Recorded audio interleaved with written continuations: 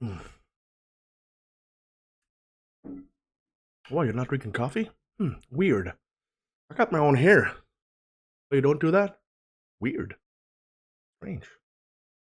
How you guys doing? I'm Recky, and welcome back for another scary or freaky deaky video with me, Recky. It's time for Mr. Ballin, and yesterday I was browsing about in his channel, and I like to do that because I like to find the one that catches my eye. This one did, and I am a huge fan of the undead and zombies. I don't know why it gives me so much joy to find out multiple ways to kill zombies in various different games. Sometimes I feel sorry for them because they were once humans like you and me. Stupid. Not even funny, Ricky. Hashtag zombie lives matter. Either way, this one is, of course, pretty new. It's 11 days ago, and I'm looking forward for this. And most of you guys that's actually following Mr. Ballen's channel know exactly which one I'm talking about. If you haven't, if you want to check out Mr. Ballen, and I greatly want you to do that because it's an amazing channel. It's definitely one of the best ones on YouTube. I'm not the best, I'm just saying that. But Mr. Ballen is definitely a gigantorous. Check that out. Smack the like and, of course, hit that subscribe. I would greatly appreciate that. It's a free and easy way to support me, and I will forever love ya. Before anything else, we thank the awesome people of Recky, the channel members, and the patrons. Thank you so much for the amazing support. Thank you. A big shout out to the Supreme Tier donators over by Patreon and, of course, on channel YouTube membership. And the big shout out, personal shout outs to the ultimate supporters, Deja, Walt, Tammy, Roni, and Dwayne. You guys rock. Amazing. The video we're going to watch is about 20 minutes long, 19 minutes and 41 seconds, and this is the real story of the Undead Army. My lord. That gets my juices flowing. I don't know what that is. Let's do this. Needs to hear at least once. It is the crazy story of how this small group of If there is one war story that everybody needs to hear at least once, it is the crazy story of how this small group of Russian soldiers during World War I defended Osoviets fortress in Poland. It is both absolutely horrific and utterly inspiring, and I guarantee you it's nothing like any other war story you've ever heard. But before we get into that story, if you're a fan of these strange... I mean, that's how you pitch a video. I mean, how else would you pitch a video like he just did? Amazing. I'm very intrigued. Dark and mysterious, delivered in story format, then you've come to the right place because that's all we do, and we upload once a week. So, if that's of interest to you, please sneak into the like button's house, take all their fresh eggs out of the fridge, hard boil them, and then put them back. Also, please subscribe to our channel and turn on all notifications so you Wait a minute, eggs are very expensive right now, so don't do that. That's going to be very don't miss rude. any of our weekly uploads. Okay, let's get into today's story.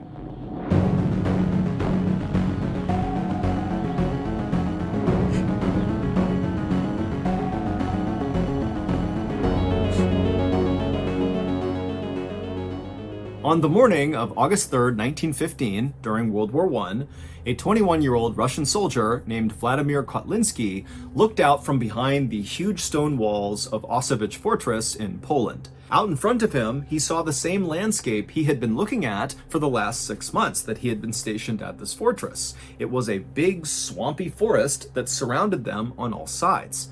Additionally, in this swampy forest around them on all sides were dozens and dozens of trenches. Trenches are long, deep pits that soldiers will dig to both hide inside of when they're being attacked, and then also to launch their own attacks out of from behind their dirt walls. And these trenches that zigged and zagged all around Osoviets fortress were created by and now occupied by 7,000 German soldiers. And during World War I, the Russians were fighting the Germans. The Germans really wanted to take Osoviets fortress from the Russians. It was in a great strategic position. I gotta say, I know I'm not gonna say nothing when it comes to World War One. I know a lot about World War Two. I know basically more or less everything about World War Two. Well, not everything, but I'm a fan of it, basically. But World War One, I don't have a lot of information about it. So this is going to be cool. With a railway passing right through it. There was also a river nearby and a main road, meaning whoever owned this fortress was greatly aided in moving critical wartime supplies and troops in a very hotly contested area. But despite the repeated attempts by these 7,000 Germans to take over Osoviets fortress over the past 6 months, they had all been repelled by Vladimir and the puny 900-man Russian force inside of the fortress. 7,000 versus 900. And so, by that morning, August 3rd, 1915, as Vladimir is looking out from the battlements over the trenches in the marsh down below, it was like both the Russians and the Germans had reached a sort of stalemate, where neither side was trying to attack the other, and neither side was leaving. They were just kind of staying put and doing nothing. In fact, over the last few weeks, there had been so little action from either side that the Russian soldiers inside the fortress got so bored, they began sneaking out the side door of the fortress to try to catch fish with their bare hands in the nearby river. But this morning, as Vladimir stood atop the wall, he noticed something strange happening in one of the trenches that was located closest to the fortress. It was still several hundred feet away, but he could see clearly down into this trench. And what he saw was there was this cluster of high-ranking German officers that were kind of huddled together, and they kept looking down at the ground at something inside of the trench that Vladimir couldn't see, and then they would look up at the sky and kind of wave their hands around, and then they'd look back down at the ground below them. Now, Vladimir had no idea what they were doing. I mean, again, he could not see what they were looking at in the trench, and when he looked up into the sky where they seemed to be looking, it just looked like a regular blue sky. But whatever they were doing, it was making Vladimir feel nervous. Vladimir was a young junior officer, which meant he was in charge of other soldiers, but because he was so new, he lacked experience and credibility, and so really wasn't considered a serious leader within the army. And so Vladimir, as he's watching this strange behavior, was concerned that if he left now and told his superiors that he was worried about the Germans because they were looking at the sky funny and looking at the ground funny, that it would make him look like he was being paranoid and not a good leader. And so ultimately, Vladimir just looked at this cluster inside of the trench and decided, you know what, they're not shooting at us, there's no attack happening, so whatever they're doing, it can't be that big of a deal. And lately, no one's done anything, so why would that change now? I'm drawing parallels to the movie I Am Legend. If you have seen it, you know what I mean. When they're hunkering down together and staring on the ground. And so Vladimir left the walls of Osoviets fortress and went down below to hang out with his friends. 3 days later, at 4 in the morning, the Russian soldiers who were up along the Osoviets fortress walls keeping watch that night noticed something strange out in the darkness near where the Germans were. When they looked out, they saw that the dark night air almost looked kind of blurry or wavy, kind of like if you were looking at air coming off of hot pavement on a sunny day, it would look kind of blurry. That's what the night sky looked like to them. But of course, it couldn't be because of heat and sun, because it's the morning, it's cold, it's dark outside. And so as these Russians are looking out, not sure what to make of this blurry air, they began calling up more Russians to go have a look and figure out what this was. And over the next couple of minutes, as the Russians looked out from behind the walls at this air, they realized what it was. It was this huge grayish-green cloud that was as wide as the fortress was, and the wind was blowing it in their direction. Now, the Russian soldiers had no idea what this was, and so they just kind of stood there watching it in stunned silence. And as they watched, they saw as the cloud would touch any vegetation like leaves on trees or the high grass in the marsh, it would all turn black and shrivel up. And then the soldiers began hearing a soft thump, thump, thump, thump, thump, thump, thump out in the darkness. And it was the sound of birds dying and falling to the ground that were inside of this cloud. At this point, the Russians began to panic and they began to run to sound the alarm to get the other soldiers up to prepare for an attack.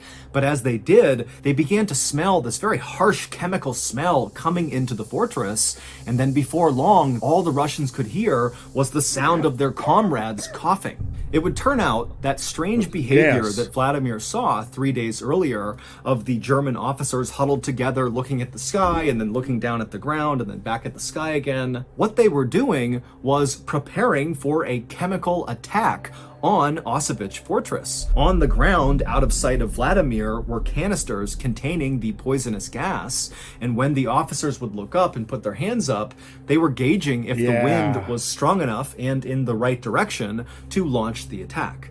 Now, 3 days ago, the wind had not been in their favor, but this morning at 4 a.m. on August 6th, 1915, the wind had been in their favor, and they had released the gas. And this gas was quite possibly the worst gas you could ever come up against on the battlefield. It was a combination of chlorine gas and bromine gas. On their own, chlorine and bromine are very toxic and can kill you. But when you mix those two gases, it becomes exponentially more dangerous. The gas mixture binds to moisture and then turns the moisture into hydrochloric acid, meaning if a person who did not have a gas mask on came in contact with this poisonous gas, when they inhaled it, it would literally fill their lungs with acid, which would dissolve them from the inside out. Wow. And then also, the gas would get into their eyes and into their nose, and the acid there would burrow holes into their skull.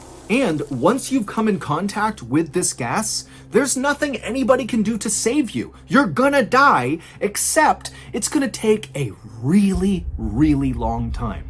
You don't just immediately dissolve. It's this long, drawn-out, excruciatingly painful process. By this point in World War I, chemical warfare was really not being used by anybody, and so as a result, the Russian army did not outfit their soldiers with gas masks.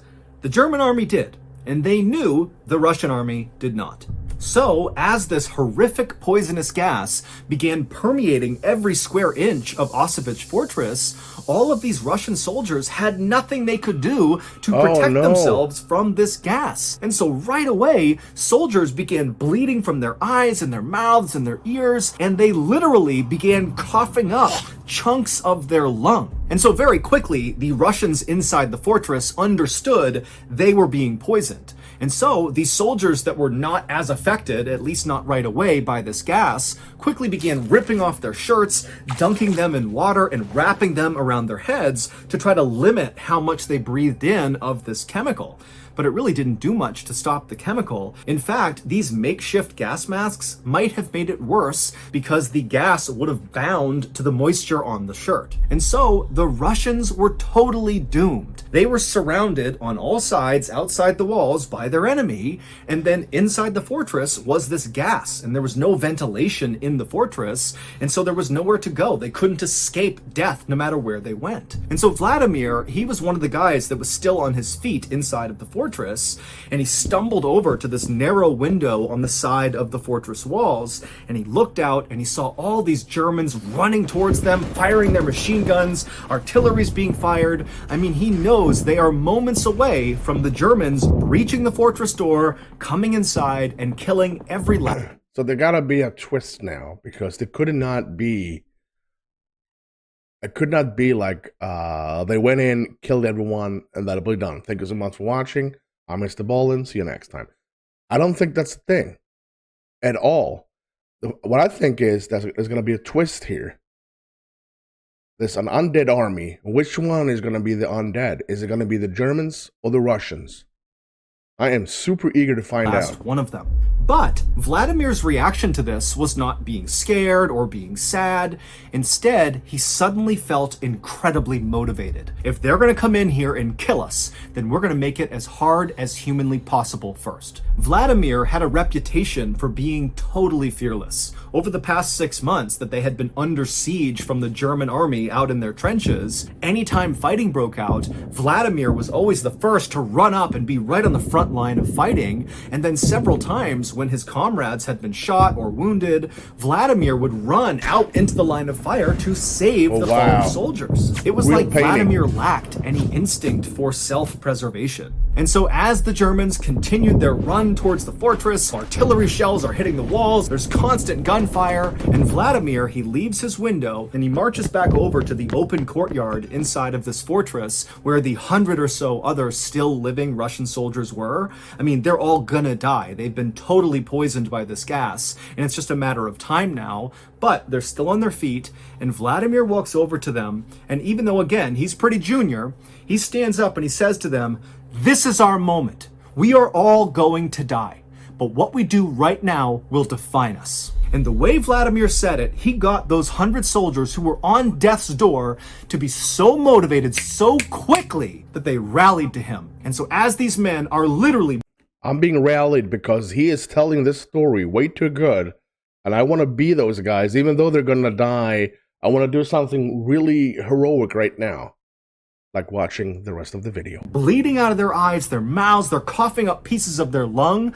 Vladimir explained the plan. And then moments later, with Vladimir in the front, this gaggle of soon-to-die Russian soldiers charged towards the gates, opened the fortress, and began running out towards the Germans, screaming with their bayonets lowered. Now, the Germans on the outside fully expected that this chemical attack would kill all of the Russians, that taking Osoviets fortress would be super routine, because when they walked in, everybody would be dead. Yeah. And so suddenly to have the fortress open and have these men that are covered in bloody rags and they're puking up pieces of their organs and they're stumbling forward like zombies with bayonets out, screaming like banshees, it scared the living out of the Germans. In fact, they were so quickly terrified by what they saw, they literally dropped their guns, turned, and began running back towards their trenches. And as they did, Vladimir and his dead man army began picking off the Germans one by one. And then after Vladimir and the dead man army ran out of ammunition,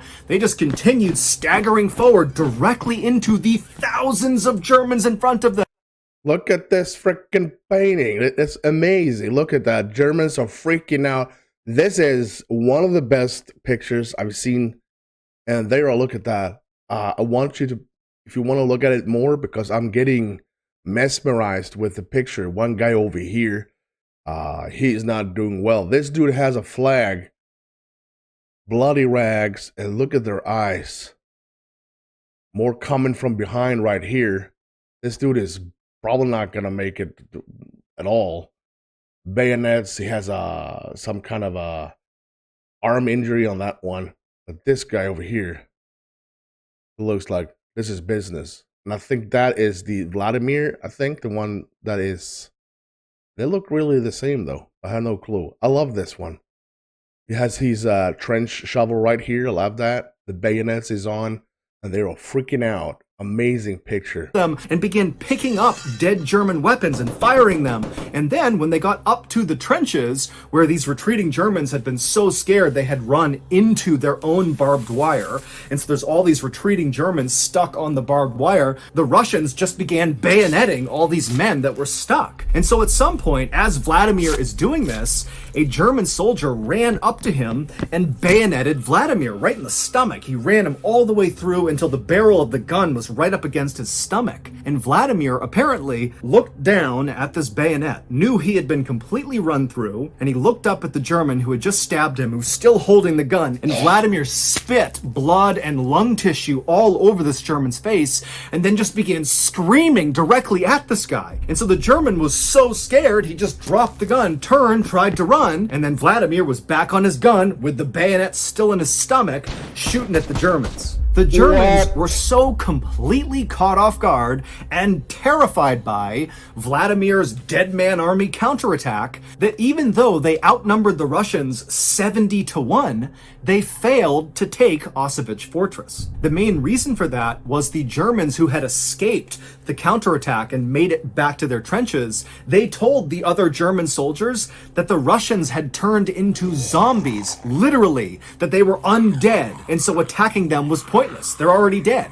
And the Germans were so scared they refused to leave their trenches again. Once the Russians could tell they had successfully forced a retreat by the German army, Vladimir, who was still alive at this point with a gun still stuck in his gut from the bayonet, he called out to the rest of his soldiers to retreat back to the fortress. And so this handful of Russian soldiers who were about to die, they hobbled their way back inside of their fortress, and then Vladimir gave his final command. Destroy the fortress. If we can't have it, nobody can. Every single Russian soldier that came in contact with that poisonous gas died, including Vladimir. When the Germans did eventually take Osoviets fortress at a later date, when again, all of the Russians were dead, when the Germans went inside, they realized the fortress had been destroyed and it was no longer strategically valuable. Vladimir would be awarded posthumously Russia's highest military honor. His actions and the actions of the other dying soldiers that fought alongside him are remembered today in stories, songs, and statues all across Russia. Wow.